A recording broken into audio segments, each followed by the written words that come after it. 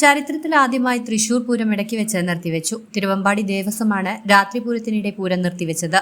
പൂരം കാണാനെത്തിയ ജനങ്ങൾക്ക് നേരെ പോലീസ് ബലപ്രയോഗം നടത്തിയതോടെയാണ് തിരുവമ്പാടി ദേവസ്വം പൂരം അവസാനിപ്പിച്ച് പ്രതിഷേധിച്ചത്. ഇന്നലെ രാത്രി 1:30-ഓടെയാണ് സംഭവം.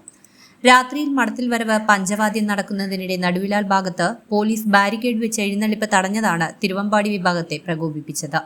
ഇതോടെ പഞ്ചവാദ്യക്കാർ വടക്കുനാഥ ക്ഷേത്ര നടയ്ക്ക് മുന്നിൽ വെച്ച് പിരിഞ്ഞുപോയി. ആനകളും പൂരപ്രേമികളും മടങ്ങി. നടുവിലാലിലെ പൂരപ്പന്തലിന്റെ ലൈറ്റ് അണച്ച് തിരുവമ്പാടി ദേവസ്വം ശക്തമായ പ്രതിഷേധം അറിയിച്ചു. പൂരം തകർക്കാൻ പോലീസ് ശ്രമിക്കുകയാണെന്നാണ് തിരുവമ്പാടി ദേവസ്വം ആരോപിക്കുന്നത്.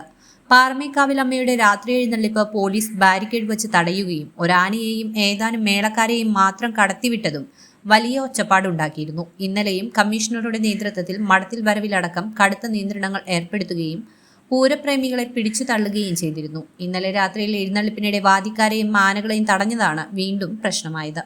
പൂരം വെടിക്കെട്ടിന് വേണ്ടി ഒരുക്കിയ ബാരിക്കേഡാണിത്. തിരുവമ്പാടി വിഭാഗം പൂരം നിർത്തിവെച്ചതോടെ വെടിക്കെട്ടിന്റെ കാര്യവും അനിശ്ചിതത്വത്തിലായി.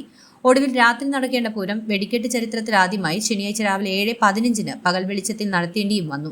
ഇത് പൂരത്തിന്റെ മൊത്തം സൗന്ദര്യത്തെയാണ് അവസാന നിമിഷം ചോർത്തിക്കളഞ്ഞത്. പൂരവുമായി ബന്ധപ്പെട്ട ആരോപണ പ്രത്യാരോപണങ്ങൾ ഉയർന്നതോടെ ചരിത്രപ്രസിദ്ധമായ പൂരത്തിന് പാരവയ്ക്കാൻ മനഃപൂർവ്വം ചിലർ ശ്രമിച്ചതാണ് നിർഭാഗ്യകരമായ അവസ്ഥയിലേക്ക് എത്തിച്ചതെന്ന് ദേവസ്വം പ്രസിഡന്റിന് പോലും പറയേണ്ടി വന്നു. ഇതിനിടെ രാഷ്ട്രീയ വിവാദങ്ങളും രൂപം കൊണ്ടു. തൃശൂർ പൂരത്തിന്റെ കുടമാറ്റത്തിൽ രാംലല്ല, വില്ലുകുളച്ച ശ്രീരാമൻ എന്നിവയെല്ലാമായിരുന്നു ഇത്തവണത്തെ ഇരു ദേവസ്വങ്ങളുടെയും പ്രത്യേകത. ഇത് കഴിഞ്ഞതു മുതൽ സാമൂഹ്യ മാധ്യമ പ്ലാറ്റ്ഫോമുകളിൽ രാഷ്ട്രീയ ചർച്ചകൾക്കും തുടക്കമായി. ഇത്തരം കുടകൾ BJPക്ക് വോട്ട് നേടിക്കൊടുക്കാനായുള്ള തെരഞ്ഞെടുപ്പ് പ്രചാരണമാണെന്ന് വരെ ആരോപണങ്ങൾ ഉയർന്നു. അതിനിടെ പൂരം കൂടി മുടങ്ങിയതോടെ ഇത് മനഃപൂർവ്വമായ ഗൂഢാലോചനയുടെ ചൂണ്ടിക്കാട്ടി മറ്റൊരു വിഭാഗവും രംഗത്ത് വന്നു.